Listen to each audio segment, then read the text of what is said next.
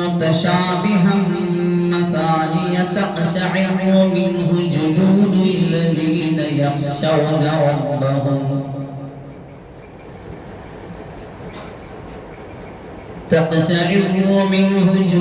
الذين يخشون ربهم ثم تلين جلودهم وقلوبهم إلى ذكر الله ذلك هدى الله يهدي به من يشاء ومن يضلل الله فما له من هاد.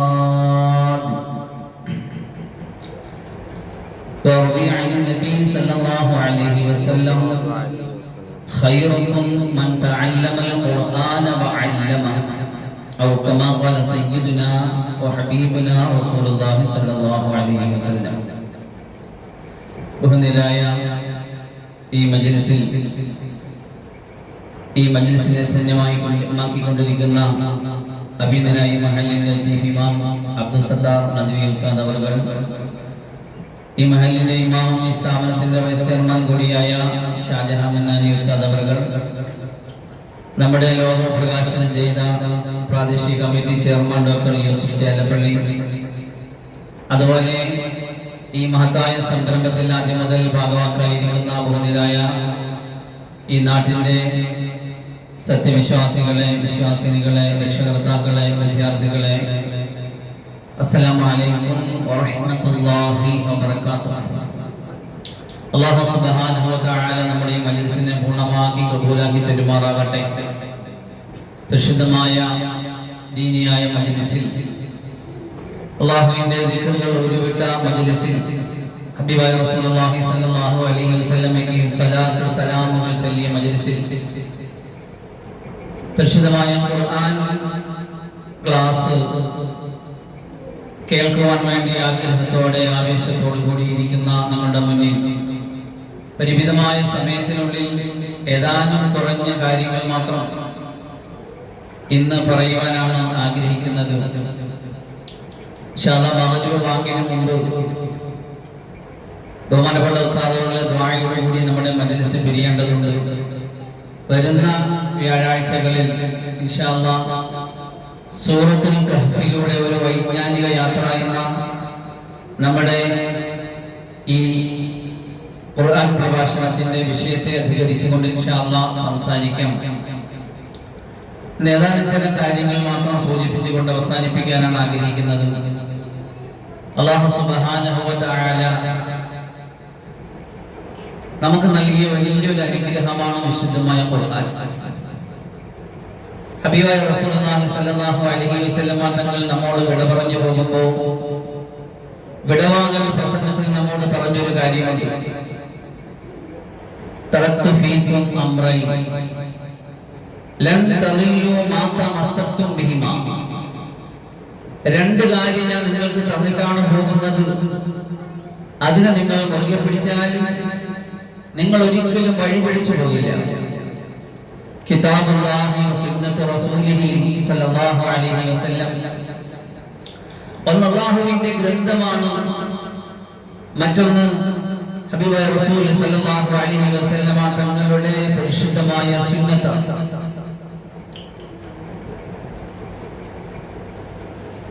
പരിശുദ്ധ ഖുർആനെ മുറുകെ പിടിച്ച് ജീവിക്കുക എന്ന് പറയുമ്പോൾ അതിന്റെ ഒരു പ്രായോഗിക വശം ഇന്ന് നമ്മുടെ ജീവിതത്തിൽ, ദൈനംദിന ജീവിതത്തിൽ നമ്മൾ അനുഷ്ഠിച്ചു പോകുന്ന ഇബാദത്തുകളാവട്ടെ, അതുപോലെ തന്നെ നമ്മൾ അനുഷ്ഠിച്ചു പോകുന്ന സുന്നത്തുകളാകട്ടെ, നമ്മൾ കൊണ്ട് നടക്കുന്ന സംസ്കാരമാകട്ടെ, ആദർശമാകട്ടെ, എല്ലാം പരിശുദ്ധമായ ഖുർആൻ നമുക്ക് പഠിപ്പിച്ചു തന്ന സുന്ദരമായ പാഠങ്ങളാണ്.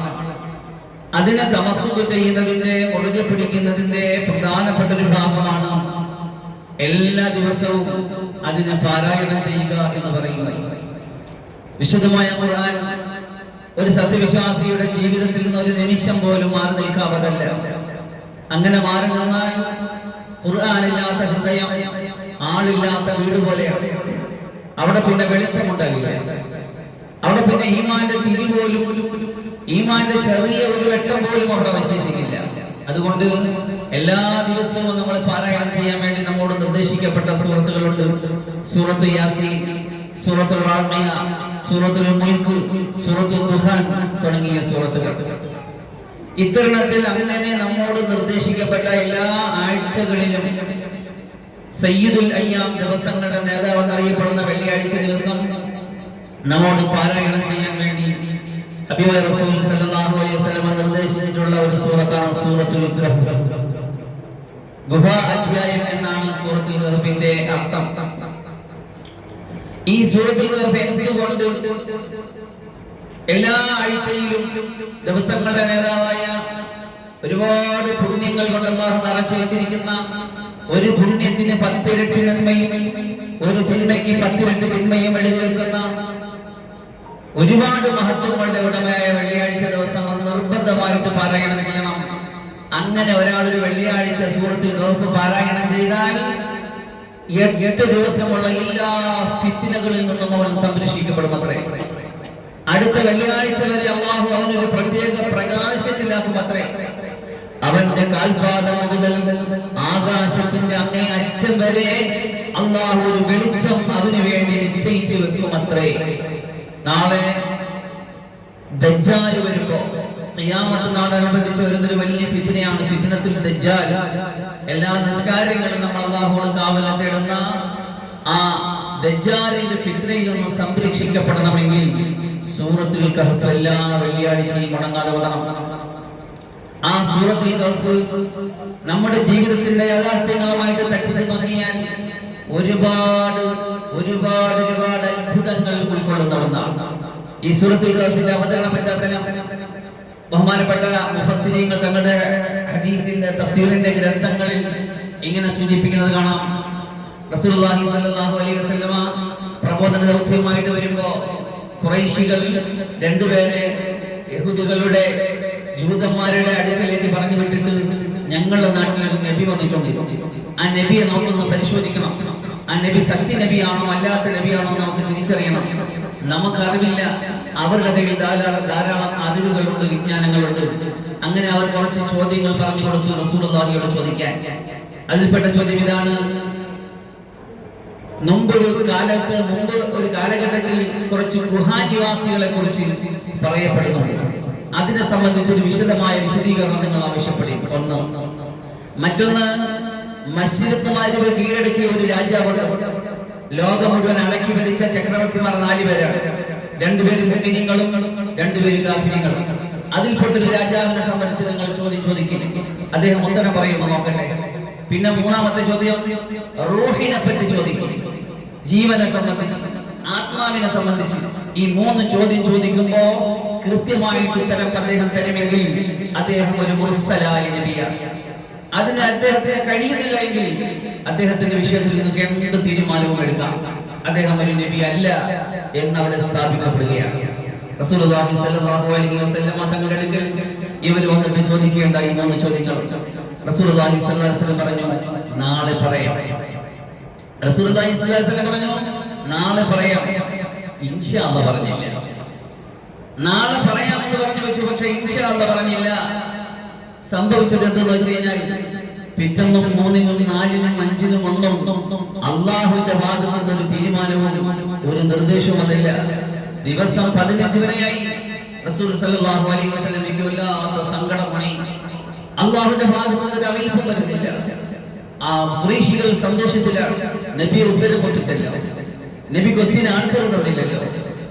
അപ്പൊ അവര് പ്രശ്നങ്ങൾ ഉണ്ടാക്കാൻ തുടങ്ങി, ചോദ്യങ്ങൾ ചോദിക്കാൻ തുടങ്ങി, പരിഹസിക്കാൻ തുടങ്ങി, കളിയാക്കാൻ തുടങ്ങി.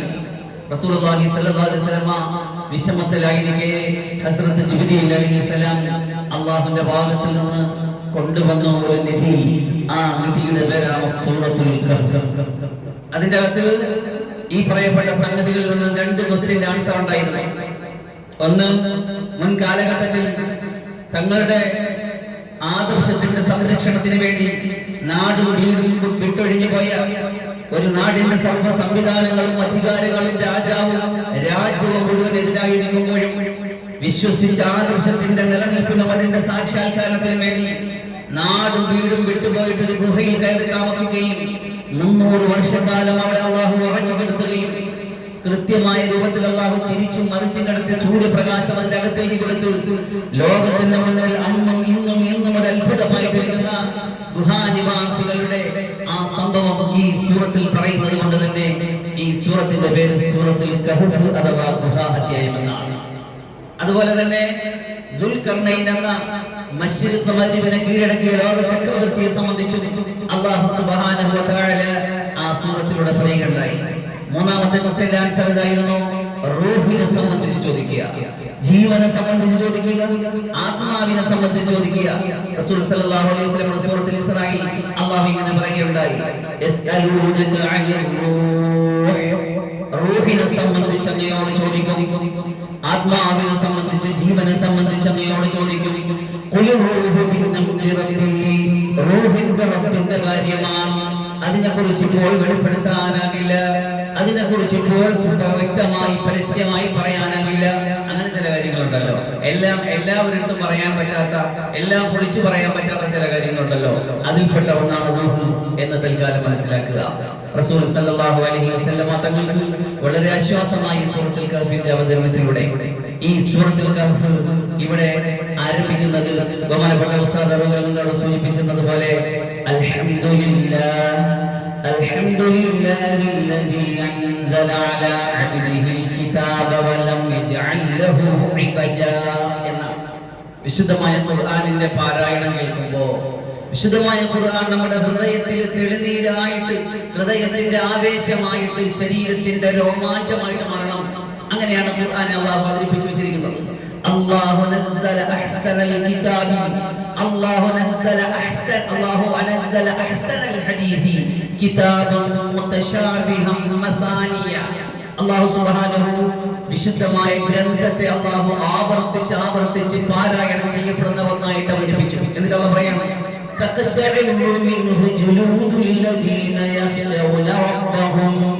തങ്ങളുടെ റബ്ബിനെ പേടിയുള്ളവർക്ക് അല്ലാഹുവിന്റെ ഖുർആൻ ഓതപ്പെട്ടാൽ അവർക്ക് രോമാഞ്ചം കൊള്ളും. അവരുടെ സിരകളിൽ, അവരുടെ സെല്ലുകളിൽ ഇത് റിഫ്രഷ്മെന്റ് ഉണ്ടാക്കും, മാറ്റങ്ങൾ ഉണ്ടാക്കും. ഖുർആൻ ഇങ്ങനെ കേൾക്കുമ്പോൾ അത് അവരുടെ സ്കിന്നുകളിൽ, തൊലികളിൽ, സെല്ലുകളിൽ മാറ്റങ്ങൾ ഉണ്ടാക്കും. പിന്നെ ആ തൊലികൾ ഇങ്ങനെ മയപ്പെടാൻ തുടങ്ങും. എന്നിട്ട് അല്ലാഹുവിന്റെ സ്മരണയിലേക്ക് അവരുടെ ഹൃദയങ്ങൾ എത്തിച്ചേരും. ഇതാണ് അള്ളാന്റെ ഖുർആൻ ഓതപ്പെട്ട് കഴിഞ്ഞാൽ ഈമാന് പുതുക്കം വരുന്ന, ഈമാന് വർധന വരുന്ന, ഈമാന് മാറ്റം വരുന്ന, ഈമാൻ കൂടിക്കൊണ്ടിരിക്കുന്ന ഒരു അവസ്ഥ സത്യവിശ്വാസികളുടെ വിശേഷണമായിട്ട് അള്ളാഹു പറയുന്നു. അള്ളാഹുവിന്റെ ഖുർആൻ ഓതി കേൾക്കുമ്പോൾ അത്തരത്തിലൊരു വൈകാരിക അനുഭവം ഇല്ലെങ്കിൽ നമ്മൾ നമ്മുടെ ഈമാനെ കുറിച്ച് ഭയപ്പെടണം. അങ്ങനെ അള്ളാഹുവിന്റെ ഖുർആൻ ഓതി കേൾക്കുമ്പോൾ അള്ളാഹുവിനെ ഭയപ്പെട്ടുകൊണ്ട് നമ്മുടെ രോമാഞ്ചമുണ്ടായി നമ്മുടെ ഹൃദയത്തിൽ ഈമാനികമായ ഒരു അവസ്ഥയുണ്ടാകാൻ നിരന്തരമായിട്ട് അള്ളാഹുവിന്റെ ഖുർആൻ നമ്മൾ ഓതിക്കൊണ്ടിരിക്കുക, ഓതി കേട്ടുകൊണ്ടിരിക്കുക. കേൾക്കൽ ഒരു വലിയ തെറാപ്പിയാണ്. ഖുർആൻ കേൾക്കൽ എന്ന് പറയുന്നത് ഒരു വലിയ സംഗതിയാണ്. അതിനെക്കുറിച്ചൊക്കെ ഇൻഷാ അല്ലാഹ് വരുന്ന മജ്‌ലിസുകളിൽ നമുക്ക് സവിസ്തരം പറയാം.